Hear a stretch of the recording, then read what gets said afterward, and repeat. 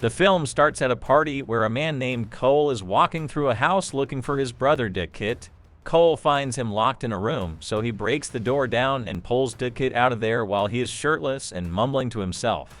Cole then yells at everyone filming the scene on their phones and tells them to stop before Dickit stabs Cole, and then goes outside to stab himself in the eye, to the horror of other partygoers. Elsewhere, 17-year-old Mia is going through the second anniversary of the death of her mother Rhea, whom Mia believes suffered an accidental overdose. She lives with her father Max and doesn't communicate with him much after the incident. Mia spends more time with her best friend Jade and her younger brother Riley, plus their mother Sue. One evening, Mia picks up Riley from hanging out with his friend, and on the way back they find a kangaroo on the street that has recently been hit. It is moaning in agony, so Riley tells Mia they should put it out of its misery. Mia attempts to drive over the kangaroo's head, only to find herself unable to do so and just drives around it instead. Jade convinces Mia to join her for a party, mainly because Jade's boyfriend Daniel will be there. Riley joins them as they sneak out. The party is hosted by Joss, Chris Alocio, and Haley Zoe Terakes. Everyone gathers as they take out an embalmed hand of a medium with writing scribbled on it. The purpose of their game is to hold onto the hand so that spirits may be conjured. Mia volunteers to go first. Haley lights a candle and instructs Mia on what to say. She grabs the hand and says, "Talk to me." Mia sees the spirit of an old man and freaks out at first, but then goes back and repeats the phrase, followed by "I let you in." She sees the spirit of a grotesque-looking woman and holds for longer than before, though Mia appears possessed and starts speaking in a creepy, threatening voice toward Riley before the hand is pulled from her grip. The group later plays the game again at Jade's house when Sue steps out for the night. The older teens play and have various encounters with the undead, including one instance where Daniel is possessed and starts unintentionally making out with Jade and Riley's dog. Riley then asks to go next, despite Jade going against it, and the others thinking he is too young. Still, they go through with it and opt to go for less than a minute.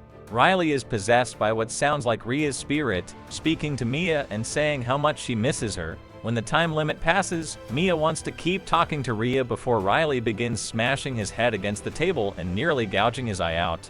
Jade stops Riley from fatally breaking his skull before he is taken to the hospital. When Mia tries to visit Riley at the hospital, both Jade and Sue turn her away, blaming her for what happened to him. She spends more time with Daniel, as she has a crush on him and previously had a brief encounter with him.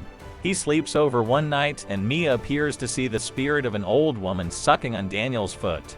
While Mia tries to yell at him to wake up, she wakes up and finds that she is the one sucking his foot, to his horror. Mia takes the hand for herself and sets up her candle to try and speak to Rhea's spirit.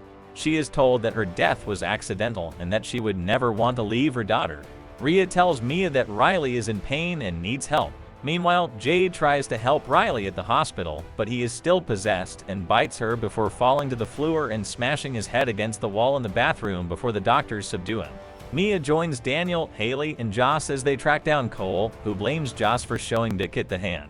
Cole tells them that the longer the spirits stay in Riley, the weaker they get, so they will just have to wait it out. Mia comes up with an idea to try and finish the game because she doesn't think they blew out the candle. She goes with Jade to the hospital to try and get the spirits to repossess Riley and find a way to pull him out, but it doesn't work. Mia then goes back in and finds the spirit of a little girl who shows her that Riley is being tormented by dozens of other malevolent spirits. When Mia returns home, Max approaches her and tries to come forward with the truth about Rhea's death. He shows Mia her suicide note, confirming that her death was not an accident. As Mia cries in her room, she sees Rhea's spirit claiming that Max wrote the note as a lie, and also tells her that Riley is suffering and can only be saved through death. Max then appears to be banging on the door, but it's really the evil spirits tormenting Mia. Max hears Mia struggling against Spirit Max, and he enters the room, just as Mia tries to stab the spirit and ends up stabbing her father in the neck with scissors. Mia tricks Jade into leaving the hospital and going to her house, while Mia goes back to the hospital and talks to Sue. She tells Mia that she is never to blame for what happened to Riley, and she lets Mia be alone with him. She tries to kill him with a pair of scissors but cannot bring herself to do it. She takes Riley out in a wheelchair just as Jade finds Max injured and realizes Mia is going to do something to Riley. Mia wheels Riley out toward traffic, seeing him as an old, decaying spirit. Rhea's spirit tries to make Mia push him, while Jade arrives in time. Mia ends up letting go, but Jade pushes her into traffic, causing a car to strike her. Mia wakes up, not realizing she is dead. She finds herself transported to the hospital, where Riley has made a full recovery and is seen going home with Jade and Sue. Max also appears to be healed from his wounds, but as Mia tries to follow them, nobody can hear her as the lights in the hospital begin to go out. She then sees a dim light and finds a hand reaching out. When she grabs it, she finds herself facing a man in another country playing the Talk to Me game, and she is now part of it. The movie ends here. Thanks for watching.